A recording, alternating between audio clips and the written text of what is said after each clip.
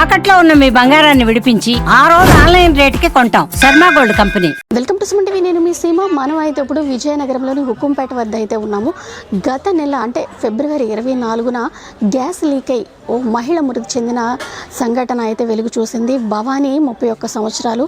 అంటే పక్కింటికి సాయంగా వెళ్ళి అక్కడ మృతి చెందడం అయితే జరిగింది. ఆ విషాదకర సంఘటన అంటే మన సుమన్ టీవీలో టెలికాస్ట్ చేయడం ద్వారా సపోర్టింగ్గా ఈరోజు ఎవరైతే ఉన్నారో డాక్టర్ ప్రసన్న కుమార్ వచ్చారు, అలానే డాక్టర్ శిల్ప కూడా వచ్చారు. అంటే పిల్లలకి సపోర్టింగ్ అంటే వాళ్ళ ఎడ్యుకేషన్ పరంగా వాళ్ళకి అన్ని విధాలుగా సహాయ సహకారాలు అందిస్తాము అనేసి అయితే ముందుకు రావడం జరిగింది. మరి వాళ్ళని చూసి మరికొంతమంది రావాలి, పిల్లల ఎడ్యుకేషన్ పరంగా ముందుకు రావాలని అయితే ఆశిద్దాం. చూద్దాం ఒకసారి ఏవి తెచ్చారు పిల్లలకి, ఎటువంటి అంటే వాళ్ళ నిత్యావసర సరుకులు ఏవైతే ఉన్నాయో అవన్నీ కూడా తీసుకొచ్చారు. వాళ్ళతో మాట్లాడదాం ఒకసారి.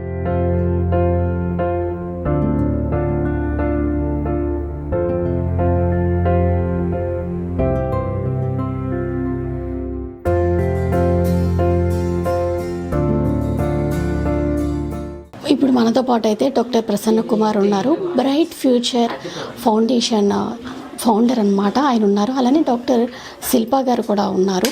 అంటే లారా ఆటిజం చైల్డ్ డెవలప్మెంట్ CEO ఆవిడ కూడా ఉన్నారు. ఒకసారి మాట్లాడదాము. అంటే పిల్లల ఫ్యూచర్ పరంగా ఎటువంటి ఆలోచన చేస్తున్నారు ఏంటన్నది వాళ్ళ మాటలను తెలుసుకుందాం.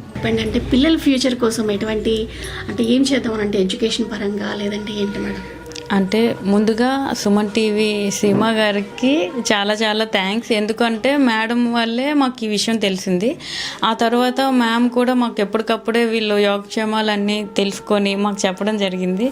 సో పిల్లల విషయం ఇలా జరిగింది అని చెప్పిన తర్వాత పిల్లలకి ఎడ్యుకేషన్ పరంగా మేము సపోర్ట్ చేయాలని bright life charitable trust doctor Prasanna Kumar garu, అలాగే నా పేరు శిల్ప, నేను Lara autism and child development centre CEO అని.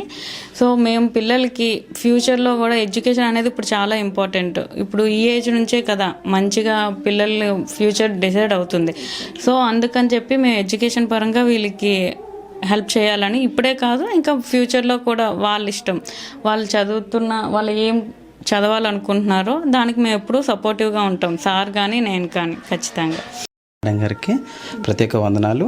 మరి విజయనగరంలోని ఈ సంఘటన జరిగిన తర్వాత చాలా బాధాకరమైన విషయం ఇదైతే. ఇగో ఈ తమ్ముళ్ళు ఏదైతే ఉన్నారో వీళ్ళకి ఏ విధమైన చదువు విషయంలో అయితే మేము ఖచ్చితంగా సపోర్ట్ చేస్తాము.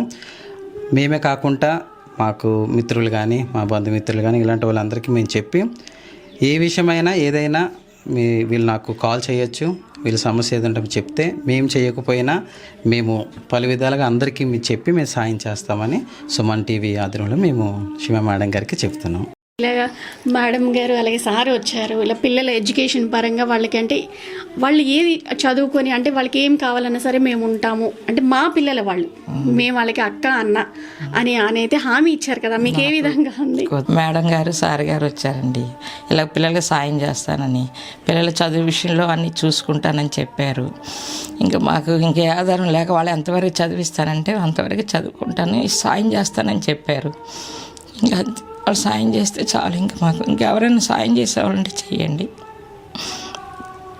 ఇటువంటి సిచ్యువేషన్ వస్తుంది అని అయితే వాళ్ళు కూడా కలలో కూడా ఊహించలేదు. ఏదో ఉన్నంతలో తిని పిల్లల్ని చక్కగా చూసుకుంటున్నారు, ఉన్న దాంట్లోనే కష్టపడుతూ తినకో పిల్లలకి ఏ లోటు లేకుండా చూసుకుంటున్నారు. అయితే అనుకునే విధంగా తల్లి ఇలా మృతి చెందడం, పిల్లలు అంటే ఇప్పుడు నానమ్మే అమ్మ అన్నీ కూడాను నానమ్మే చూసుకుంటుంది పిల్లలకి అన్నీ కూడా, ఏది కావాలైనా సరే.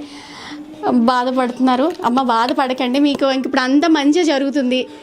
వాళ్ళ అమ్మగారు ఎక్కడ లేరు, ఈ వీళ్ళతోనే ఉన్నారు, వాళ్ళకి అంత మంచిగా జరుగుతుంది. ఉంది నీకంటే ఇప్పుడు శిల్ప అక్క అలాగే అన్నయ్య వచ్చారు కదా, మీకంటే చదువుకోవడానికి అంత సపోర్ట్ చేస్తాము అన్నారు కదా. ఏం చదువుతావు అనుకుంటున్నావు నువ్వు? ఏమవుతావు పెద్ద అయిన తర్వాత చెప్పు? సింగర్ అవుతావు. అబ్బో సింగర్ అవుతాడు. నా పేరు చెప్పు నీది? శ్యామ్ కుమార్. Sam singer. ఈ మూవీ చూసారా? అలాగనమాట, మంచి సింగర్ అవుతాననేది చెప్తున్నాడు. నాన్న నువ్వు? Football player. ఓకే, నీ పేరు? Sanjay Kumar football player.